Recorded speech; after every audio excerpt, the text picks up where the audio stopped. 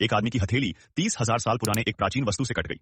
उसे परवाह नहीं हुई, उसने उंगली पहुंची और वहां से चला गया। उसे नहीं पता था कि यह एक अज्ञात कंटेनमेंट ऑब्जेक्ट था। अगले दिन उसके शरीर में बदलाव आने लगे। उसकी आंखें लाल हो गईं, चेहरा भावशून्य हो गया।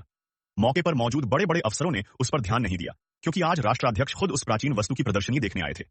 पर किसी ने यह नहीं देखा कि जैसे ही उस आदमी ने खोपड़ी को देखा, उसकी आंखें खून से भर गईं और एक अज्ञात शक्ति ने उसे नियंत्रित कर लिया। वह चुपचाप राष्ट्रपति की ओर बढ़ने लगा। यह दृश्य सुरक्षा गार्ड मक्का ने देख लिया और उस आदमी को घूरते हुए किसी भी अप्रत्याशित हरकत को रोकने को तैयार हो गया। जैसे ही वह आदमी चाकू निकालकर राष्ट्रपति की ओर बढ़ा, मक्का ने तुरंत पिस्तौल निकाली और उसका पीछा किया। उसने माइक के जरिए अन्य गार्डों को नेताओं को सुरक्षित बाहर निकालने का निर्देश दिया। जब उस आदमी ने अपना लक्ष्य खो दिया, मक्का ने उस पर पिस्तौल तान दी और आत्मसमर्पण करने को कहा। लेकिन वह आदमी जो बचपन से एक विज्ञान का छात्र रहा था, अब जैसे उसमें ब्रूस ली की आत्मा प्रवेश कर गई हो। उसने एक किक में मक्का की बंदूक उड़ा दी और उसे बंधक बना लिया। लेकिन मक्का की लंबी टांगों ने काम दिखाया। उसने घूमते हुए एक किक मारी और हथियार गिरा दिया। एक जबरदस्त कॉम्बो मूव में उसने उस आदमी को ढेर कर दिया। इस बीच स्पेशल एजेंट पीट ने उस खून से सने हीरे की अजीब गतिविधि को देखा।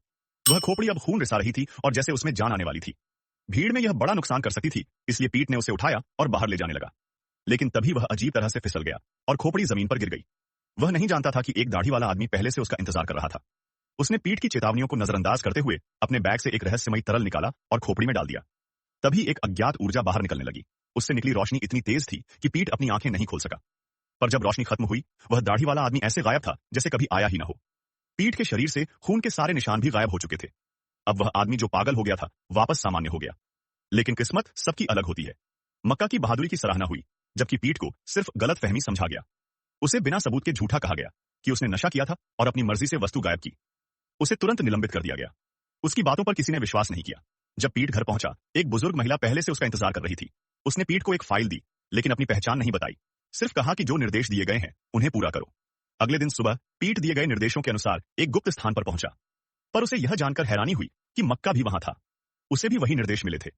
दोनों बिना ज्यादा जानकारी के उस गोदाम की ओर देख रहे थे, जहां से अजीब तरह की दबाव भरी ऊर्जा महसूस हो रही थी।